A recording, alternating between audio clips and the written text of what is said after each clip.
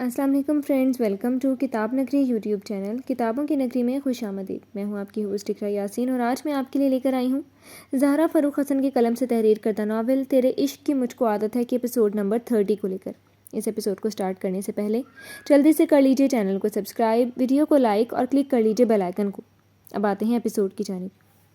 ہائے ہانو، کتنا پیارا موسم ہے، اللہ کرے آج خوب بارش ہو جائے۔ عروشہ ہانیہ کے ساتھ آرام سے جھولے پر بیٹھی جھولتے ہوئے پیر ہوا میں اٹھائے خوشی سے بھرپور آواز میں آسمان کی طرف دیکھتی بولی، دیکھو جانے کب یہ بادل مہربان ہوتے ہیں، بس برسنے والے موڈ میں آتے ہیں مگر ایک بوند کو بھی ہمیں ترسا کر بھاگ جاتے ہیں۔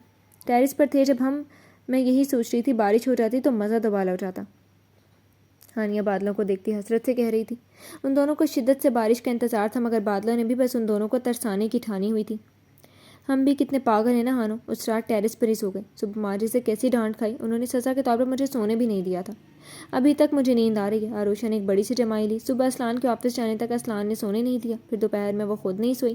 شام ہونے تک سونا چاہا تو ماجی کا آرڈر تھا، خبردار اسلان کے آنے کا وقت ہے جو سوئی تم۔ اسے خوب اچھے سے دلہن کی طرح سجا سوار کر اب تک جگائے رکھا ہے۔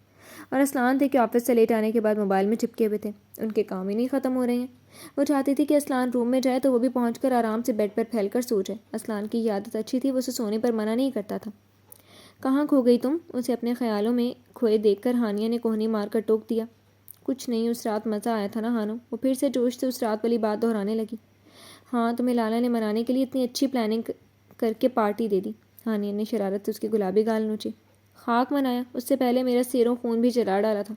عروشہ کو پہلے والی لڑائی یاد آ گئی، کیسے اسے منایا بھی نہیں تھا، بس اسے ستاتے ہوئے ساری پلاننگ کر ڈالی تھی۔ لالا بہت چینج ہو گئے ہیں آشو، انہیں تمہاری محبت نے بدل ڈالا، پتھر پگھل گئے۔ ہانیہ اسے محبت اور عقیدت سے دیکھ رہی تھی۔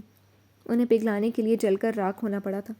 عروشہ کہتے جھولے پر سیدھے سیدھے گر گئی تھی، ایسے کہ اب کی لمبی چوٹی فرش پر جھول رہی تھی اور پاؤں تو پہلے ہی لٹک رہے تھے۔ اللہ نے اس کا صلہ بھی تو دیا میرے لالا کی محبت سونپ کر۔ ہانیہ بھی اس کی طرح اسی کے بغل میں لیٹ گئی۔ ان کی محبت بھی انہی کی طرح جان نکالتی۔ عروشہ کے ہونٹوں پر بڑی خوبصورت مسکراہٹ تھی اب۔ اچھا یہ بتا، تو نے لالا کو کیسے منایا؟ ہانیہ کو اپنا معاملہ بھی تو سیٹ کرنا تھا۔ اس دن کے مقابلے میں رات تو ہاشم بڑا نارمل سا تھا، کچھ امید بن گئی تھی اس کی۔ منانے کی ضرورت ہی نہیں پڑی مگر وہ مسکرا کر گردن موڑ کر ہانیہ کو دیکھ کر بولی، تمہیں یہ پوچھنے کی نوبت کیوں آ پڑی؟ ہاشم ناراض ہے کیا؟ ہانیہ ذرا سا گڑبڑا کر سنبھل گئی۔ نہیں، ایکسپیرینس کے لیے پوچھ رہی ہوں، آخرکار تم مجھ سے پہلے شادی جو کر کے بیٹھ گئی ہو۔ بولنا، لالا کو کیسے مناتی ہے تم؟ وہ آہستہ سے بولتے بولتے آخر میں اس کا بازو ہلا کر پرشوق نظروں سے اس کے چہرے کو دیکھ رہی تھی۔ ایسے بول رہی ہے جیسے میری شادی کو 50 سال ہو گئے ہیں، ابھی تو میں بالکل نئی نویلی دلہن ہوں۔ اپنے پاؤں کی مدد سے جھولے کو ہلاتی جھولتے ہوئے شرمانے کی کوشش کرنے لگی تھی۔ اور مجھے کیوں لگ رہا ہے کہ تم ہمیشہ نئی نویلی ہی بنی رہو گی اور میرا بیٹا بس تمہیں بے تحاشا کھلانے اور سلانے کی ڈیوٹی نبھاتا رہے گا۔ وہ دونوں اپنے میں اتنی مست تھی کہ خبر ہی نہیں ہوئی ماجی اپنا سارا نزلہ گرانے کے لیے اسے ڈھونڈتے ہوئے یہاں تک اس کے سر پر پہنچ گئی ہیں۔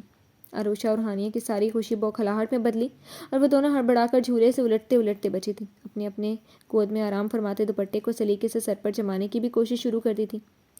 سارے عقل سے پیدل یہیں آنی تھی تاکہ میں سمجھا کر خود پاگل ہو جاؤں۔ ماجی دونوں کو کچا چبانے کے لیے گھور رہی تھی۔ وہ دونوں بس انہیں دیکھ کر رہ گئی۔ اب اس بات پر کیا کہہ سکتی تھی؟ تمہیں کوئی اور کام نہیں؟ جب دیکھو اپنی بھابھی کے ساتھ گھسی رہتی ہو۔ اسے تمہارے بھائی کے لیے لائی تھی یا تمہارا دل بہلانے کے لیے؟ انہوں نے پہلے ہانیہ کا دماغ درست کرنا زیادہ بہتر سمجھا۔ ماں میری بیسٹی ہے نا، اور ہم تو اتنے دنوں بعد ملے ہیں، ورنہ رہتی تو یہ لالا کے ساتھ ہی ہے۔ اتنی باتیں کرنی رہتی ہیں ہماری۔ ہانیہ نے معصومیت سے اگلے پچھلے ریکارڈ توڑے۔ ماں جی اسے کچھ نہ کہیں، میری بیسٹی ہے اور مجھے بہت پیاری ہے۔ کیا ہوا اگر میں ذرا سا وقت اس کے ساتھ گزار لیتی ہوں؟ عروشہ محبت سے بول کر ہانیہ کے گلے سے لپٹ کر محبت کا اظہار بھی کر رہی تھی۔ یہی حال ہانیہ کا بھی تھا۔ ماں جی کا دل کیا ان دونوں کے سر ایک دوسرے سے ٹکرا کر ہلا دیں، شاید اسی بہانے دماغ میں حرکت پیدا ہو جائے۔ کھینچ کر ایک لگا دوں گی نا تو ساری محبت نکل جائے گی۔ وہ سچ مچ ہی ان دونوں کو مارنے کا ارادہ کر چکی تھی۔ ماں جی آپ لاکھ ہمیں تلوار سے بھی مار دیں مگر ہماری آپس کی محبت کبھی کم نہیں کر سکتی۔ ہم بیسٹی تھیں، بیسٹی ہیں اور رہیں گی۔ کوئی بھی ظالم سماج ہمارے بیچ نہیں آ سکتا۔ عروشہ ہانیہ کا ہاتھ اونچا کر کے لیڈروں والے روپ میں آ گئی۔ ماں جی نے دانت کچکچاتے ہوئے اپنی جوشیلی بہو کی تقریر سنی۔ واہ، کیا ہمت آ گئی ہے تم میں۔ اسلان صحیح کہتا ہے، میری بہو صرف ڈرنے کا ڈرامہ کرتی ہے۔ وہ تالی بجا کر ایک ایک لفظ چبا چبا کر بولی۔ ماں جی ان کی بات پر آپ یقین مت کیجیے گا، ایک نمبر کے جھوٹے ہیں۔ عروشہ نے جھٹ سے اپنے دفاع کی۔ میں بہت ڈرتی ہوں، بہت مجھے کاکروچ سے ڈر لگتا ہے، بلکہ ہر کیڑے سے ڈر لگتا ہے۔ چھپکلی سے میری جان نکل جاتی ہے، اندھیرے میں تو میں مر ہی جاؤں گی۔ بارش ہو تو اچھا مگر بجلی کڑکے تو میں ڈرتی ہوں۔ اور تو بھی تو بتا میں کتنا ڈرتی ہوں۔ انگلی پر اپنا ڈر گنتے گنتے بغل میں خاموش کھڑی ہانیہ کو ٹھوکا دیا۔ ہانیہ فوراً حرکت میں آ گئی۔ ہاں، اسے ہارر مووی دیکھنے کا شوق ہے، مگر اتنا ہی ڈرتی بھی ہے۔ یہ لالا کے گنجے والے گارڈ سے بھی ڈرتی ہے۔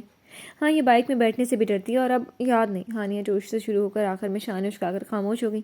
ماجی بس ان دونوں کے لگاتار چلتے منہ دیکھ کر دل میں پیچ و تاب کھا رہی تھی۔ میں اسلان کے غصے سے بہت ڈرتی ہوں۔ پہلے تو ہر وقت جلاد بنے رہتے تھے تو ہر وقت ڈرتی رہتی تھی، مگر اب بس غصے سے ڈر لگتا ہے۔ اور جب وہ بولتے بولتے چپ ہو گئی، دوپٹے کے کونے کو منہ میں ڈال کر چبانا شروع کر دیا۔ اماں، اب اتنی بھی بے شرم نہیں ہوں، میں ساس کے سامنے کیسے اظہار کر دوں؟ ماجی کو اس کو شرمانے کی ایکٹنگ زہر لگی۔ کیوں رک کیوں گئی؟ بول دو، بس اسی معاملے میں تم ڈری سہمی بن جاتی ہو، ورنہ ماشاء اللہ تمہارا ڈر میں یہ حال نہیں، ڈرتی تو قہر ڈھا دیتی تم۔ ماجی نے پورے اسے شرمندہ کرنے کی ذمہ داری اٹھا لی تھی۔ وہ کسی آنی سی ہو کر سر جھکا گئی۔ ہانیہ نے ترہم بھری نگاہ عروشہ پر ڈالی، جس کی اتنی ڈینجر سانس ہے۔ اللہ کا شکر ہے اس کے سرے سے سانس ہی موجود نہیں تھی۔ اتنی دیر سے تمہاری ساری بکواس سن لی، اب میری سنو، اور خبردار جو بیچ میں تم دونوں کی ایک بھی بولو۔ ایک بار ماجی پورے چرالی موڈ میں آ کر انگلی اٹھا چکی تھی۔ عروشہ نے اپنی خیر منانے کی دعا شروع کر دی۔ آج سے اور ابھی سے تمہیں کہے دے رہی ہوں عروشہ، اسلان کے آفس جانے سے پہلے اور آنے کے بعد تم ایک لمحہ بھی مجھے اس سے دور نہ نظر آؤ۔ ہر وقت اس کے ساتھ ہی نظر آتی رہنا، اور خبردار جو اس بیچ اپنی نند کے ساتھ نظر آئی۔ انہوں نے انگلی سے ہانیہ کی طرف اشارہ کیا۔ دونوں نے ایک دوسرے کی شکل دیکھی۔ نہیں ماجی، مجھے میری بیسٹی سے جدا مت کریں، میں جب تک اپنا پیٹ اس سے کہہ کر ہلکا نہ کر لوں مجھے چین نہیں آتا۔ عروشہ بے ساختہ ہانیہ سے لپٹ کر 19ویں صدی کی ہیروئن بن گئی۔ ماجی کا دل کیا اپنا سر پیٹ لیں۔ عروشہ، آج مجھے تمہیں جوتے مارنے سے کوئی نہیں روک سکتا۔ وہ جوتے اتارنے کے لیے ہاتھ بڑھا چکی تھی۔ نہیں ماں، ایسا ظلم مت کریں، یہ میری بہن ہے، اسے مت ماریں، یہ میری اب اکلوتی نند بھی ہے۔ اسے کچھ ہو گیا تو اس کا بھائی مجھے کچا چبا کھا جائے گا۔ آپ اس کے بدلے مجھے مار لیں۔ اگر آسکر ایوارڈ اس بار ملنا ہو تو ان دونوں کو ہی ملنا تھا، یہ بالکل طے تھا۔ عروشہ اور ہانیہ، ایک منٹ میں تم دونوں الگ نہیں ہوئی تو میرا جوتا ہوگا اور تم دونوں کا سر۔ وہ اتنی سنجیدگی سے اپنا جوتا اتار چکی تھی کہ دونوں خیریت مناتی الگ ہو گئی۔ ابھی اور اسی وقت جاؤ اپنے روم میں، اور اسلان کے ساتھ ہی رہنا۔ یہاں میں اس کا گھر بچانا چاہتی ہوں اور اسے ڈرامے سوچ رہی ہوں۔ وہ بہت زیادہ غصے میں آ چکی تھی۔ دونوں نے اس بار زبان ہلانا موت کو دعوت دینا لگا، اس لیے چپ ہی رہیں۔ عروشہ، سیریسلی کہہ رہی ہوں، ایک منٹ بھی تم مجھے اسلان کے بنا نظر نہیں آنا چاہیے۔ ہر وقت اس کے ساتھ رہو، ایک منٹ بھی نہیں تو ایک منٹ بھی نہیں۔ میں نہیں چاہتی وہ اکیلا ہو اور اس کی بری نظر میں میرے بیٹے پر پڑے۔ وہ بولتے بولتے بڑبڑائی۔ ایک منٹ بھی نہیں، عروشہ نے بیچاری سی شکل بنا کر کہا۔ ایک منٹ بھی نہیں، ورنہ میں ہوں گی اور تم۔ مجھے تم جانتی نہیں، زبردستی پر اتر آؤں گی نا تو تمہارا سارا ڈرامہ نکلوا دوں گی۔ وہ دھمکی دیتے اسے دنیا کی سب سے ڈینجر سانس لگی۔ بے بسی اور بیچاری سی بن کر ایک الوداعی نگاہ ہانیہ پر ڈالی۔ زیادہ ڈرامے مت کیا کرو، وداعی نہیں ہو رہی تمہاری، اب بھاگو یہاں سے۔ ماجی کو ان کی ڈرامے بازیوں نے اب پریشان کر دیا۔ جھنجھلا کر اسے بھگایا تو اس پر بھاگنے میں ہی عروشہ کو عافیت لگی تھی۔ وہ بار بار اپنی گیلی آنکھیں رگڑتی اندر آئی تھی۔ ہر بار ہونے والی عزت افزائی پر آج نہ جانے کیوں آنسو چھلک پڑے، اس لیے کہ اس بار ہانیہ سے جدا کر دیا گیا تھا۔ لو، اب بس کچھ دنوں کے لیے وہ یہاں ہے اور میں اس سے الگ ہو کر ان کے بیٹے سے چپک جاؤں۔ وہ جتنا سوچتی آنسو اسی روانی سے بہہ رہے تھے۔ وہ لیونگ روم سے گزر کر روم میں جا ہی رہی تھی کہ اسلان نے بھی اسی وقت موبائل پر بات ختم کر کے اندر قدم رکھا تھا، جب اس کی نگاہ سوں سوں کرتی روتی عروشہ پر پڑی۔ بار بار چھلکتی آنکھوں کو پہنچتی وہ اس کے دل کو بے قرار کر گئی۔ وہ گھبرا کر کچھ اور سوچتا تیز قدموں سے اس کی طرف آیا۔ عروشہ، کیا ہوا میری جان، رو کیوں رہی ہو؟ تیزی سے اس کے پاس آ کر اس کا بازو کھینچ کر اپنی گرفت میں بھی لے لیا۔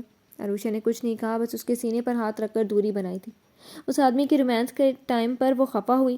کھلے لاؤنج میں کھینچ کر سینے سے لگانے کی کون سی تک ہے؟ کیا ہوا، کسی نے کچھ کہا کیا؟ اس کے دور ہٹنے پر اسلان کچھ اور سوچتا سنجیدہ ہو گیا۔ مجھے کسی نے کیا کہنا ہے، ہم کہاں ہیں پہلے وہ تو دیکھ لیں۔ دیکھتے ہی لگے چھپی چھپی دینے۔ وہ دور ہٹتی اپنی اصلی بیوقوفی سے بولی تو اسلان نے گہرا سانس لیا۔ اس کے انداز ہمیشہ والے تھے، کوئی اور بات نہیں تھی۔ وہ پرسکون ہو کر مسکرا بھی دیا۔ اوکے چلو روم میں چلتے ہیں، وہاں سکون سے چھپی چھپی دوں گا، اور پھر بتانا کیا بات ہو گئی جو میری کیوٹی رو رہی ہے۔ اسلان نے شرارت سے اس کی سرخ ہوتی ناک اپنی ایک انگلی سے چھوئی تھی۔ ہاں چلے، یہی آرڈر تو جاری کیا انہوں نے۔ وہ آنسو رگڑ رگڑ کر گالوں سے پھونچتی اس کا بازو تھام گئی۔ واو، آرڈر تو زبردست ملا۔ چلو وہیں تمہارے آنسو اچھے سے صاف کروں گا۔ اسلان نے اس کی کمر میں اپنے ہاتھ ڈال کر اسے خود سے لگا لیا۔ صاف کرنا یہی کر لیتی ہوں۔ عروشہ کو اس کی خوشی پر تپن ہوئی تھی۔ اپنی بہتی ناک بہتے آنسو اس کی قیمتی کوٹ کی آستین میں رگڑ کر صاف کر ڈالے۔ گندی بچی، اسلان نے بس اتنا کہہ کر اپنا کوٹ اتار کر اس کے چہرے پر پھینک دیا۔ چھی، وہ چہرے سے کوٹ اٹھا کر دور پھینک کر اسے گھورنے لگی۔ آ جاؤ، ابھی شرٹ بچی ہے۔ اسلان نے اس کا ہاتھ تھام کر اپنی طرف کھینچ لیا۔ عروشہ گھبرا گئی۔ اس کے موڈ کا کچھ پتہ ہی نہیں چلتا تھا، کب رومانس شروع کر دے، کب رومانس چھوڑ کر بس خون جلا دے، کب سنجیدگی میں رومانٹک ہو جائے اور کب رومانٹک سے سنجیدہ ہو جائے۔ گھبراؤ مت، شرٹ یہاں نہیں اتاروں گا۔ وہ جھک کر اس کی ناک سے ناک رگڑتا اسے بازوؤں سے کھینچ کر سیڑھیوں کی طرف بڑھا۔ اور ایک طرف کھڑی ان دونوں کو چپکے سے دیکھتی آنکھوں میں حیرانی کے ساتھ ساتھ صدمہ بھی اتر آیا تھا۔ وہ اسلان میر نہیں تھا، وہ کوئی اور بندہ تھا۔ اسلان میر اتنا کیسے بدل سکتا تھا؟ وہ ایک بیوقوف سی لڑکی سے ایسی محبت سے کیسے پیش آ سکتا ہے؟ اس کی پسند اتنی کیسے بدل سکتی ہے؟ آنیا کی آنکھیں غم و غصے سے پھٹی رہ گئی تھیں، مگر ان آنکھوں کو یہ نہیں معلوم تھا جہاں کسی سے عشق ہو جائے تو اپنی پسند ناپسند سب پس پردہ رہ جاتا ہے۔ یاد رہتا ہے تو بس اتنا کہ اس کے محبوب کو کیا پسند ہے، وہ بس اس کی خوشی میں خوش اور اس کے غم میں غمگین ہو جاتا ہے۔ اب بتاؤ کیا بات ہے، رو کیوں رہی تھی؟ بیڈ روم میں لے آ کر اسلان نے عروشہ کو صوفے پر بٹھا کر خود بھی اس کے پاس بیٹھ گیا۔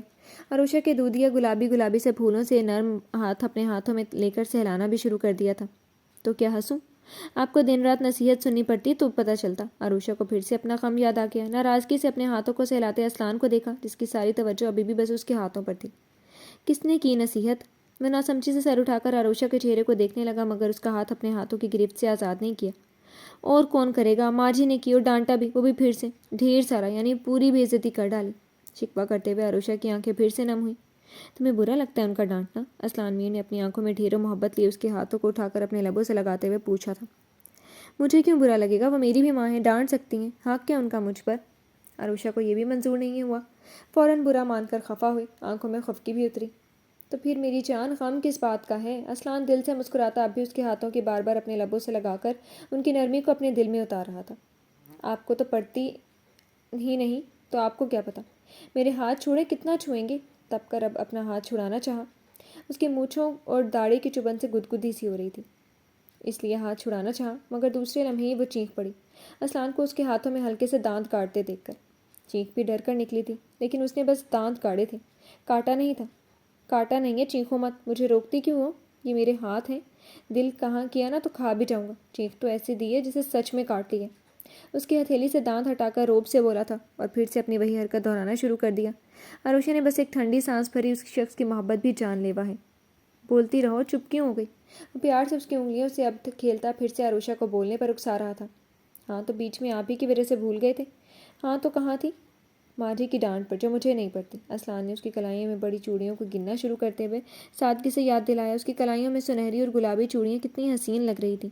وہ پوری شدت سے اب ان چوڑیوں اور کلائی پر اپنے لب رکھ رہا تھا۔ آپ مجھے بولنے دیں گے تب نہ بولوں گی، میرے ہاتھوں سے چپک گئے ہیں۔ عروشہ اس کی شدت سے سحر سی رہی تھی، دل عجیب سے بے ہنگم انداز میں دھڑک رہا تھا۔ کیا بولنا تھا سب بھولا جا رہا تھا۔ ہونٹوں کو تو نہیں بند کیا، بس ہاتھوں سے ابھی چپکاؤں، اس لیے بولتی جاؤ۔ ماں جی نے کیا کہہ دیا وہ بتاؤ۔ وہ صرف اسے بولتے سننا چاہتا تھا، اپنے تھکے ہوئے ذہن کو، اپنے بھاری ہوتے دل کو عروشہ کی آواز سے اسے چھو کر اس کے لمس کو ہلکا کرنا چاہتا تھا۔ وہ سراپا اس کے لیے سکون تھی، اس کا بولنا، اس کا چھونا، اس کے پاس رہنا۔ اسلان میر شدت سے اس کا عادی ہوا جا رہا تھا۔ عروشہ نے منہ بنا کر اسے دیکھا، وہ اسے کچھ بھی کرنے سے روک نہیں سکتی تھی۔ وہ وہی کرے گا جو اس کا دل کہہ رہا ہے، اس لیے وہاں سے دھیان ہٹا کر بولنا شروع کر دیا۔ وہ کتنا مجھے ڈانٹتی ہیں، ٹھیک ہے میں ہوں بے وقوف، مگر ضروری ہے ہر بار مجھے ہی ڈانٹا جائے؟ آپ کو تو کچھ نہیں کہتی، اور آپ کو معلوم ہے آج نیا آرڈر دے دیا کہ میں جب تک آپ رہیں ہر وقت آپ سے چپکی رہوں۔ میں کوئی مکھی ہوں یا چھپکلی ہوں جو آپ سے چپکی رہوں؟ سیدھے سیدھے کہہ دیا۔ خبردار جو مجھے تم اسلان کے ساتھ دکھائی نہیں دی تھی۔ وہ بولتے بولتے ان کی نقل بھی اتار چکی تھی۔ بری بات، بڑی ہیں وہ، نقل نہیں اتارتے۔ اسلان نے اس کے ہاتھوں کو اس بار آنکھوں سے لگاتے ہوئے پیار سے ٹوک دیا۔ سوری، منہ سے نکل گیا۔ عروشہ نے جلدی سے سوری کیا تو وہ ہولے سے ہنس کر اب صوفے کی پشت سے ٹیک لگا کر بیٹھ گیا۔ اس بار اس کے ہاتھ اپنے سینے پر رکھ دیے۔ مجھے سب برا نہیں لگا، مگر انہوں نے کہا کہ اب میں صرف آپ کے پاس رہوں، ہانیہ کے پاس بھی نہیں جاؤں۔ اس کا اصل غم تو یہی تھا۔ اسلان ہلکی سی مسکراہٹ سے اس کا پریشان چہرہ دیکھ رہا تھا۔ ماں کا مطلب یہ نہیں تھا کہ تم ہانیہ سے بات مت کرو، بس وہ چاہتی ہیں تم مجھے اکیلا مت چھوڑو۔ بے وقوف لڑکی، تم میرے ساتھ رہ کر بھی ہانیہ سے باتیں کر سکتی ہو۔ اسلان اس کی مشکل کا حل نکال کر اس کے چہرے پر چھاتی خوشی بھی دیکھ رہا تھا۔ اور کیا، میں یوں بھی تو کر سکتی ہوں، جب تک وہ یہاں ہے اسے اپنے بیڈ روم میں بلا لوں گی، ٹھیک ہے نا؟ اسلان کا دل کیا اس لڑکی کا سر زور سے ہلا ڈالے۔ یہ بتاؤ میں آفس کتنی دیر رہتا ہوں؟ اب وہ اس کا ہاتھ چھوڑ کر سیدھا ہو کر بیٹھتے ہوئے سنجیدگی سے اسے دیکھ رہا تھا۔ صبح سے شام تک، عروشہ نے سادگی سے بتایا۔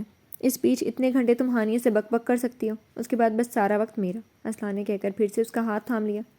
تو اب میری جان، ماں کی باتوں پر پورا عمل کرو اور میرے آنے جانے سے پہلے بس میرے قریب رہو۔ وہ اب اس کے بالوں کو چہرے پر سے ہٹاتے ہوئے اس کے کانوں میں پہنے گئے جھمکے کو بھی چھو رہا تھا۔ آپ کی ہی تو ساتھ رہتی ہوں، کچھ دن تو ہانو یہاں رہی کہ میں اسلان۔